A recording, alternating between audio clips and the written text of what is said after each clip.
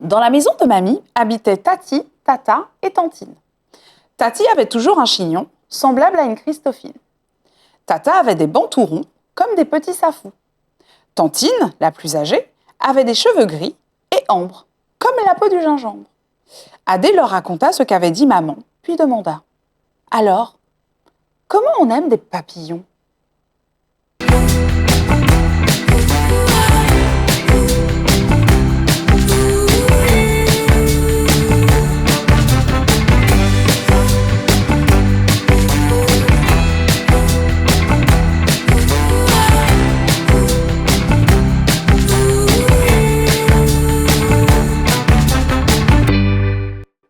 Bonsoir les Itata et bienvenue dans votre émission littéraire. Ce soir, je reçois une voix puissante et singulière qui est une figure de la scène littéraire contemporaine.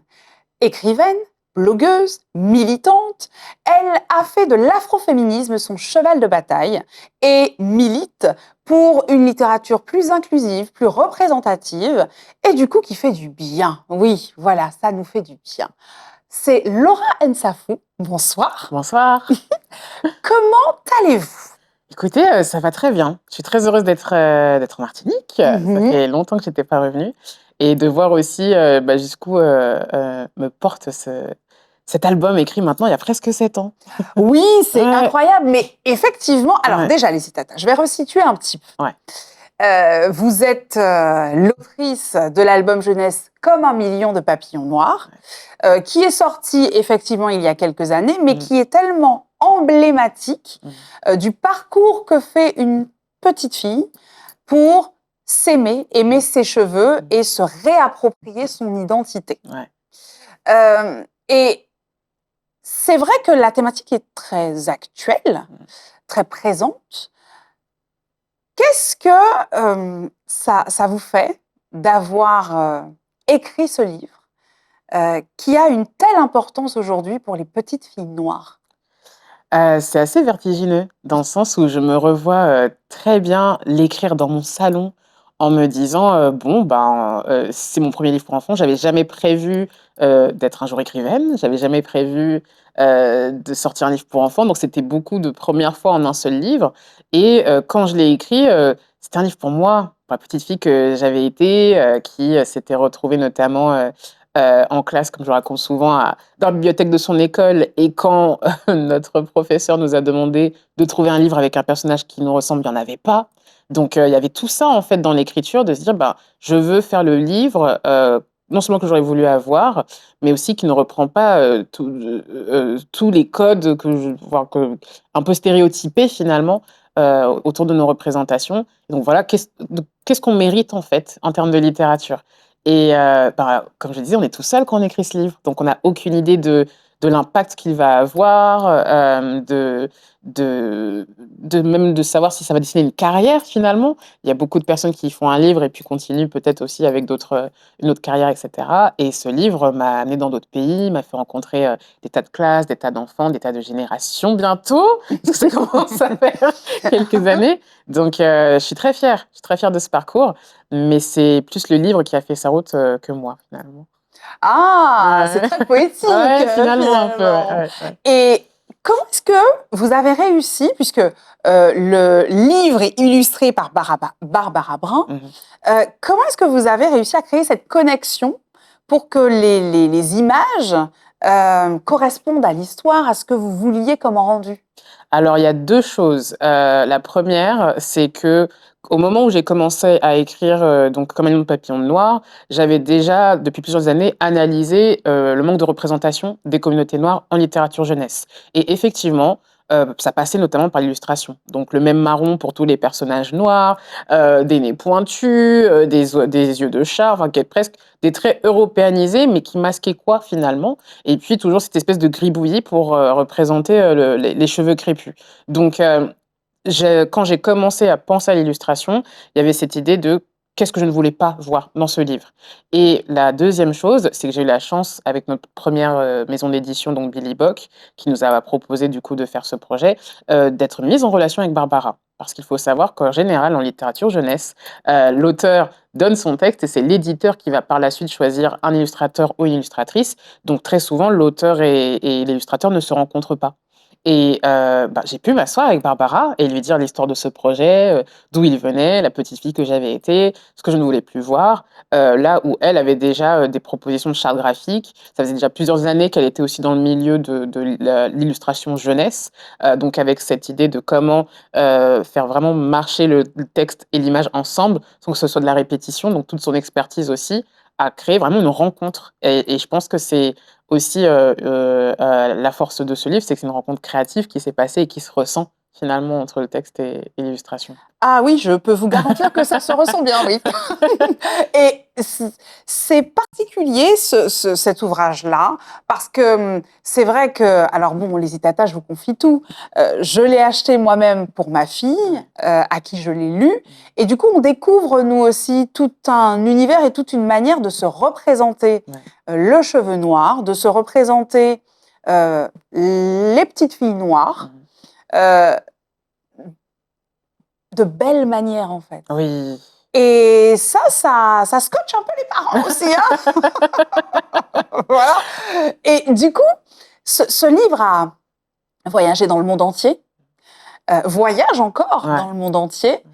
Qu'est-ce qui ressort le plus quand vous en parlez à vos petits lecteurs et à vos grands lecteurs aussi, les parents? Qu'est-ce qui ressort le plus? Alors, c'est vrai que c'est un livre pour lequel on m'a beaucoup dit merci. Et vraiment, j'ai vraiment des souvenirs très nets, par exemple, j'étais allée une fois dans une librairie et une femme noire âgée m'a arrêtée et m'a demandé: «Excusez-moi, c'est vous Laurent Safou?» Je lui ai dit: «Oui», et elle a commencé à pleurer et en me disant: «Mais merci pour ce livre parce que je l'ai acheté pour ma petite fille, mais en le lisant, en fait, j'ai senti que la petite fille que j'étais en avait besoin aussi encore aujourd'hui». Donc je le fait de savoir que ce que j'ai voulu donner finalement à la petite fille que j'étais, ça a rassemblé. Ça donne des frissons aussi. On se dit: «Oh Oui, waouh!» j'imagine, Donc et on sait jamais à quel point, un livre, il va accompagner aussi quelqu'un et surtout le fait de le présenter dans d'autres cultures. C'est ce livre, quand même, comme 1 million de papillons noirs, a été traduit du coup, en portugais brésilien. Donc il est au Brésil, donc même cette rencontre diasporique, pouvoir faire une tournée au Brésil pour le présenter, c'était assez incroyable. Sachant qu'au Brésil, il y a beaucoup plus de livres sur ces thématiques-là qu'il y en a en France. Et pour autant, en fait, il y a sa place aussi. Donc un peu une rencontre et presque l'impression de participer à une littérature, d'une diaspora tellement grande, en fait, à travers ce livre. Et même en dehors de la diaspora, quand je l'ai présenté en Inde, on se demande toujours qu'est-ce qui va parler? Parce que, c'est ça aussi parfois l'envers de faire un livre comme ça, c'est qu'on va se dire: «Ça ne va parler qu'aux personnes noires». Or, comme tous les livres, c'est un livre qui est universel et oui, ça s'adresse à rassemble. voilà, ça rassemble et puis ça reste une histoire et effectivement, en Inde, il y a aussi la question du texturisme, donc ou même du colorisme, de qui est plus foncé ou plus clair et donc c'est extrêmement beau de voir comment une histoire résonne aussi, dans d'autres pays, qui n'ont pas notre expérience ou qui ont une expérience assez différente et finalement, ça rappelle que nos histoires aussi sont universelles comme n'importe quel autre livre, finalement. Exact. Mmh. Et avant d'embrasser cette carrière d'autrice, Ouais. vous êtes toujours blogueuse. Oui. Vous avez un blog, Mrs Roots, Ouais. où vous partagez vos réflexions Mmh. sur la représentativité dans la société, dans le monde de l'édition aussi, le manque de visibilité. Du coup, est-ce que cet ouvrage et vos ouvrages, parce que vous ne vous êtes pas arrêté en si bon chemin, Ouais. est une façon aussi de militer toujours vers cette représentativité dont on a besoin finalement. Complètement, parce qu'il y a un enjeu de transmission. C'est-à-dire qu'effectivement, je parle de ma génération, mais que ce soit les générations de nos parents, que ce soit, la génération future, en fait, c'est un enjeu de société de savoir qu'est-ce qui, aujourd'hui, est accessible aux enfants. Et donc certes, ça passe par l'école, mais ça passe par la bibliothèque, ça passe par les salons littéraires, ça passe par les festivals de jeunesse et cetera. Tout à fait. Donc c'est comment on crée un imaginaire, qui inclut tout le monde, et surtout à un très jeune âge. les enfants s'en rendent compte. Très souvent, je me retrouve à expliquer aux éditeurs que oui, quand vous posez un livre avec, encore une fois, des stéréotypes visant à la fois la couleur de peau, ou le genre, ou le physique, etc., vous vous dites que ce n'est qu'un livre parmi tant d'autres. Mais en fait, il s'inscrit dans un imaginaire collectif qui a déjà cette idée que oui, les cheveux crépus, c'est dur à coiffer, c'est pas joli. Je préfère avoir les cheveux longs comme cette grande princesse que l'on voit partout dans On ne des pubs. nommera pas. Ouais, on ne nomme pas, qui est sur voilà dans des publicités dans le bus ou à la télé. Donc en fait, on a un imaginaire qui est déjà en place et qui souffre de représentations inégales et très souvent excluantes. Et là, effectivement, je m'étais intéressée à la représentation de petites filles noires sur cet aspect-là, mais que ce soit sur la question du handicap, il y a les mêmes, voilà, il y a les mêmes inégalités de représentation par rapport à des groupes minorisés. Et comment on change ça? On change ça, notamment par les enfants, mais aussi par le fait de donner un support qui crée la discussion. Quand des parents me disent, bah, en fait, mon enfant, il subit du harcèlement scolaire à cause de sa couleur de peau ou de ses cheveux ou autre, et votre livre m'a permis, en fait, de poser des mots dessus et de discuter avec lui et de l'emmener en classe et de prolonger cette conversation avec les professeurs, en fait, ça rappelle notre responsabilité collective et c'est un enjeu politique, c'est un enjeu justement intergénérationnel, en fait, de prendre ça en compte. Et donc, mon humble contribution, c'est de pouvoir donner des livres qui permettent cette conversation-là. Est-ce qu'on peut dire aujourd'hui que, comme 1 million de papillons noirs, le chemin de Jada aussi que vous avez sorti pour la littérature jeunesse, etc., deviennent des outils pédagogiques Oui. presque? Oui, vraiment, c'est ce qui m'a déjà, quand on se souvient de la naissance du projet de Papillon Noir, même s'il était porté par une petite maison d'édition, la petite maison d'édition a lancé une campagne de financement et effectivement, en une semaine, on a eu 10 000 € et pour financer les premiers C'est énorme. exemplaires. C'est énorme et c'était en 2016-2017, donc même le principe de campagne, le fait, d'imaginer un projet participatif, c'était pas encore, banal, en fait, c'était pas encore, ordinaire et surtout, parmi les personnes qui se sont mobilisées, il y avait à la fois des libraires, des médiathécaires, des professeurs des écoles, des psychologues, qui nous disaient: «Mais on a besoin d'outils, en fait, comme ce livre-là, pour pouvoir, avoir quelque chose à montrer». Parce qu'effectivement, on est là, on est nous aussi démunis et donc c'est un livre qui, à la fois, a une dimension pédagogique pour ce qu'il permet de montrer, pour petits et grands, mais aussi de voir quelle conversation, jaillit, en fait, de cette lecture, une fois qu'on donne la parole aux enfants. Et ça aussi, dans nos sociétés, on a encore du mal à écouter les enfants, en fait. À les écouter, alors à les écouter bien sûr, à leur Ouais. donner la parole Oui. pour les écouter, Exactement, exactement, parce que exactement. c'est pas C'est ça, automatique. exactement. Et du coup, oui, j'imagine, ça doit Ouais. être très intéressant. Oui et même pour, alors dans le cas dans le cas du chemin de Djada, quand je l'ai présenté, donc à mon éditrice, on discutait de: «Est-ce qu'ils vont comprendre la notion de colorisme?» Sachant que même pour les adultes, c'était pas un terme ou un concept, donc le colorisme étant le fait de hiérarchiser, les peaux plus foncées par rapport aux peaux plus claires et donc qui se rapprocheraient d'une peau blanche et donc qui serait plus belle et cetera. Donc cette construction-là, est-ce qu'on peut faire comprendre ça à des enfants, dans un livre voilà, dans un livre pour enfants?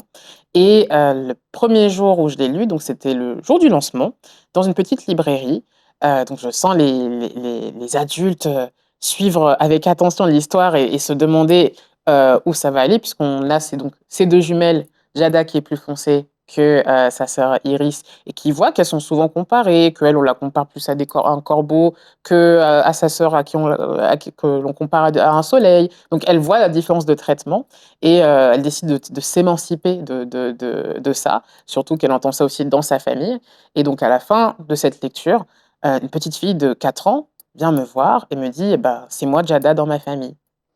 Ah oui, Donc c'est fort. c'est fort. Donc en fait, la question, c'est pas de savoir si les enfants connaissent le concept, mais c'est de leur faire assez confiance pour comprendre qu'ils connaissent et vivent des expériences très tôt, malheureusement, de discrimination.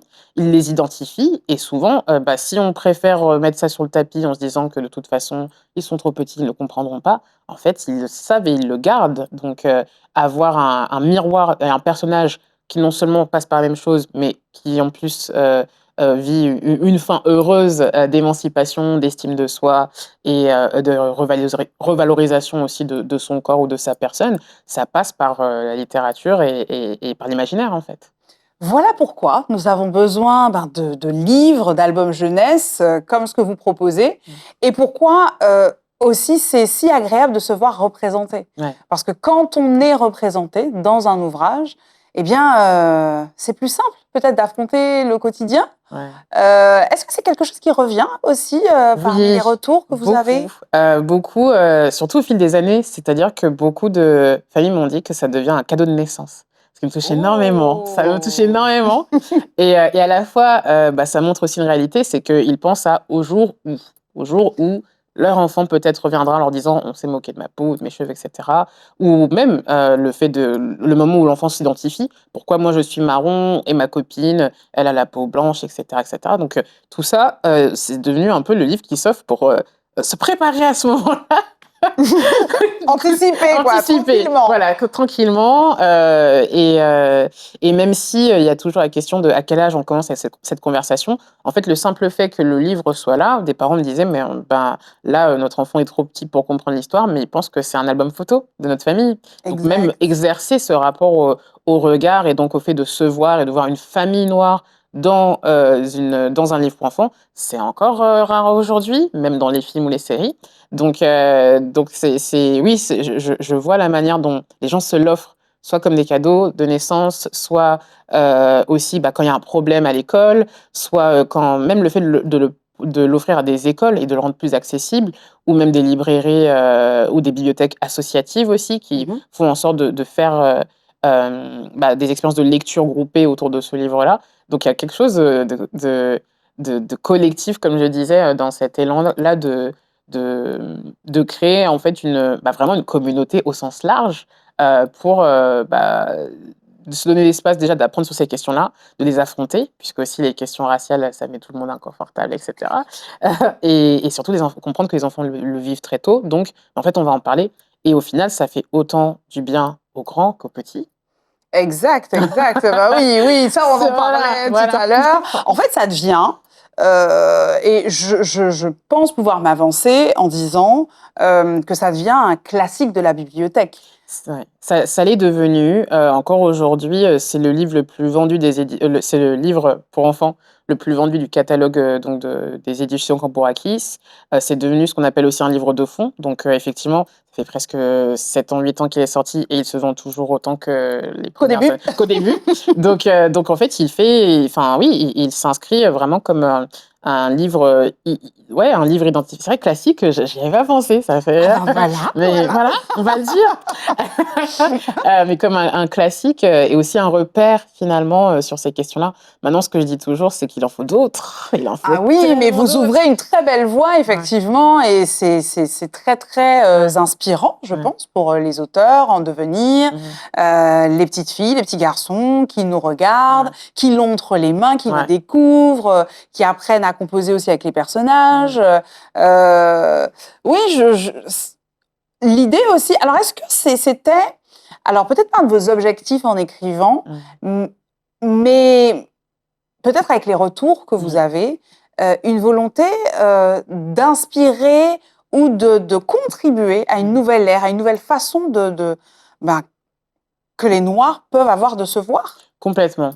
Pour la simple et bonne raison, comme je disais, que j'ai commencé à écrire très jeune, justement parce que je ne me voyais pas. Et même quand j'ai commencé à lire et à voir ce qu'il y avait, moi je suis d'une génération, on n'a pas étudié Mestizer au lycée.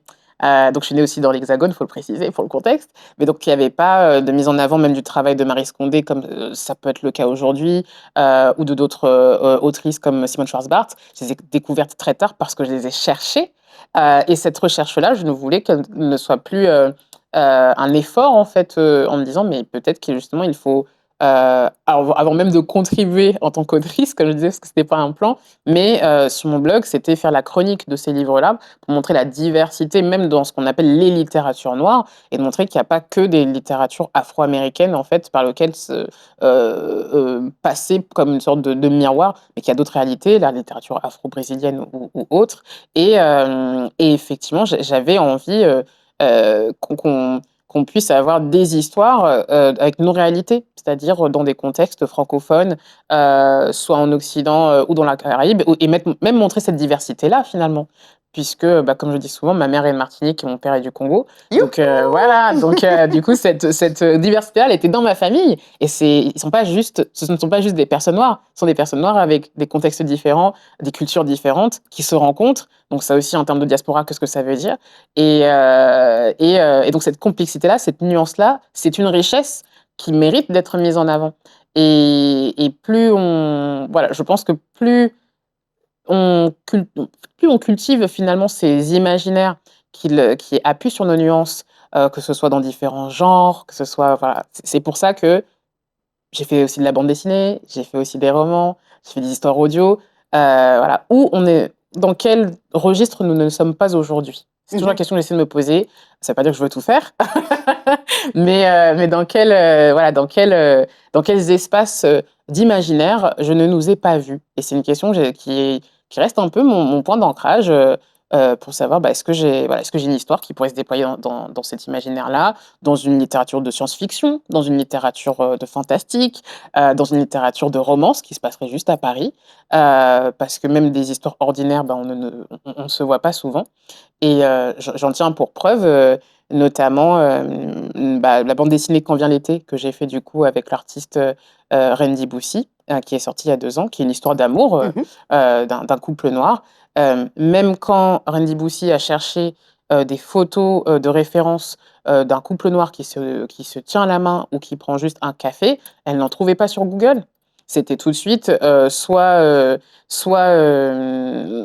des représentations hyper stéréotypées et explicites et violentes, etc., hyper sexualisées, soit il y avait peut-être deux résultats et c'est tout. Donc en fait, c'est pourquoi cet imaginaire où on se voit dans la rue n'est pas en fait dans nos productions, n'est pas retranscrit, etc. Ça contribue à la manière dont on se construit en tant que personne. Et donc effectivement, c'est quelque chose qui reste toujours en tout cas comme un objectif dans ce que je produis.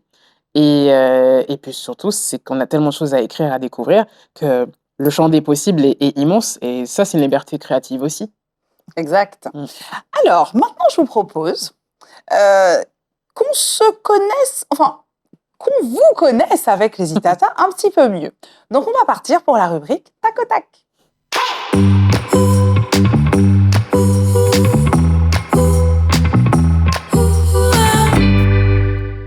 Laura, ce que je vous propose, c'est quelques questions rapides, des réponses rapides pour qu'on puisse un petit peu mieux vous connaître. Est-ce que le principe est clair? C'est clair. Quel est le super pouvoir que vous souhaitiez avoir enfant? Lire dans les pensées, même si j'ai vu plein de films qui montrent que c'est pas une bonne chose, mais lire dans les pensées, oui. Et du coup, quel personnage de fiction est-ce que vous aimeriez inviter à dîner? Oh, c'est dur. Je pense que ce serait Tornade dans X-Men. Ouais. Oui, référence. Ouais. Alors, est-ce que vous aimeriez plutôt écrire avec un stylo qui parle ou un clavier qui ment? Un stylo qui parle. Ah, ouais. Le côté science-fiction, là, je sens un peu... Ouais, parce que clavier qui ment, je trouve que c'est presque un film d'horreur. On essaie d'écrire et on se retrouve avec quelque chose à l'opposé. Ouais, non, ça serait horrible, Une chanson qui vous donne envie de faire la révolution? La chanson de Jasmine Sullivan, Masterpiece. Ok. Ouais. Un mot que vous aimez particulièrement entendre? Ombre. Ok, ombre, lumière, je suppose que... Dans un monde totalement de fiction, où les livres sont interdits, quel est celui que vous garderiez? C'est trop dur. Le seul. Okay. Un seul. Un seul. C'est dur.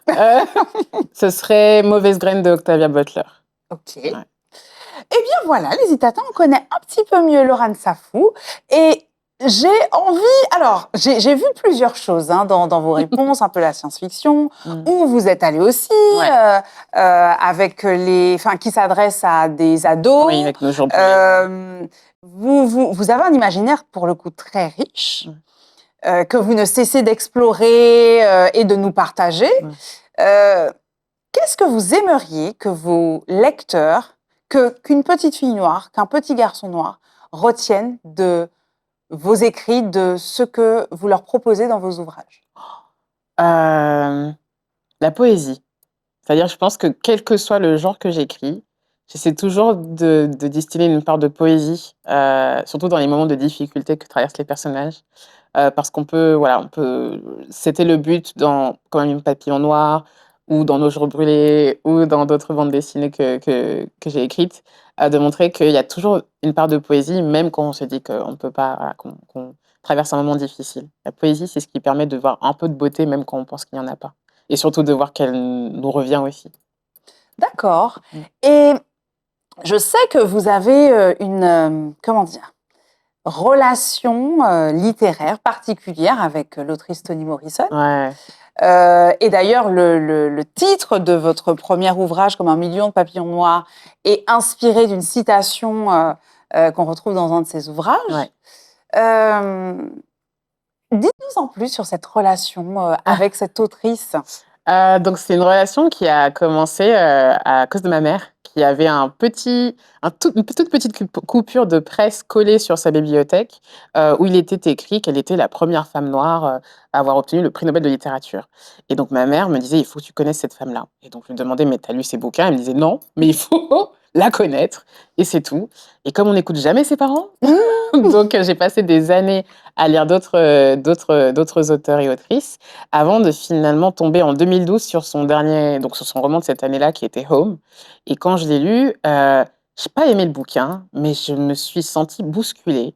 Et je me suis dit: «Mais qui est cette femme qui même lorsque j'ai refermé le livre, me suit, même des jours après?» Et là, j'ai voulu lire tout ce qu'elle avait écrit. Hem et c'est la première fois, en tout cas dans ses livres, que j'ai vu des héroïnes qui me ressemblaient. Et même parfois sur certains détails comme, c'était les retours entre, l'Hexagone et l'île, et cetera, et cetera. J'avais jamais vraiment vu ça, et aussi avec une franchise, dans le fait, d'adresser ouvertement, les questions de discrimination, quel que soit le type d'ailleurs, et parfois avec humour, avec une écriture incisive. Et quand et ça, c'était vraiment la rencontre de son art. Mais quand j'ai découvert la personne, c'est-à-dire être capable de dire sur des chaînes télé que, oui, elle écrivait pour les personnes noires parce qu'elle mérite d'être en littérature, et que pour ça, elle se faisait vraiment attaquer. C'était aussi une militante aussi à sa manière. Elle a été éditrice aussi. C'est elle qui a publié Angela Davis, Mohamed Ali. C'est elle qui a publié, certains fondateurs des Black Panthers, qui a traduit, de grands auteurs de la littérature africaine comme Chinua Achebe. Donc elle a même forgé la littérature américaine, même à la périphérie. Et elle a été aussi professeure, donc le rapport à la transmission. Donc à chaque fois, je me suis retrouvée un peu avec cette impression, qu'il y avait que son parcours, était un peu le miroir du mien dans cet intérêt pour la transmission. Et j'y revenais toujours dans les moments difficiles où je me dis: «Est-ce que c'est possible d'être, une autrice?» Et effectivement, c'est l'éditrice qui m'a dit: «Je ne sais pas si tu connais cette citation, mais je t'y pensais par rapport à ton livre, Comme un million de papillons noirs». Et je lui dis: «Mais je connais cette citation». Et il y a plein de petits hasards comme ça qui ponctuent ma vie où, je me suis retrouvée à signer dans une agence littéraire, et c'était celle où Toni Morrison avait été signée aussi. Donc il y a plein de petites choses De qui ont petits indices. voilà, petits indices qui voilà, de petits liens qui se sont, passés au fur et à mesure des années. Et donc c'est il y a un peu plus de 2 ans que mon éditeur, donc Albin Michel, m'a proposé, d'écrire sa biographie. Ah non, ça! Donc il y a une biographie romancée qui s'appelle Écrire avant l'aube, qui sortira en octobre prochain, et qui est, en fait, vraiment le premier livre qui permet d'avoir une vue d'ensemble sur toute sa vie finalement en France. Parce que je pensais qu'il y avait plein de biographies sur elle et pas du tout. Et donc j'espère que ça sera aussi une manière d'expliquer, pourquoi elle m'inspire autant, depuis tant d'années aussi. Ah bien, nous avons hâte. Et vraiment, alors, on est un petit peu, enfin voilà, en retard, mais j'aimerais prendre le temps, parce que vous me l'avez confié à l'émission, Ouais. et je ne peux pas laisser les Itata sans leur annoncer que Ouais. je vous laisse la primeur. Oui, effectivement, donc Comme un million de papillons noirs aura une suite qui s'appelle, du coup, Le soleil viendra à toi. Toujours avec Barbara Brown, donc on se retrouve Génial. plusieurs années après. Oui. Et donc on retrouve Adé, et ses 3 copines que l'on surprend aussi dans l'une des pages, plus âgées, qui vont, nous faire découvrir d'autres manières d'appréhender la vie avec quelques astuces. Je n'en dis pas plus. Le reste à découvrir, Voilà. à la sortie C'est ça. du livre jeunesse, qu'on lira, qu'on découvrira et dont on parlera, j'espère, dans une prochaine émission. Avec plaisir. Merci beaucoup, Laurane Safou, d'être Merci. passée nous voir sur le tableau d'Au gré des pages. Et je nous souhaite, à nous les Itata, de lire encore beaucoup d'ouvrages de vous. Merci beaucoup. À très bientôt. À très bientôt. Et vous aussi, les Itata, à très bientôt pour de nouvelles aventures littéraires.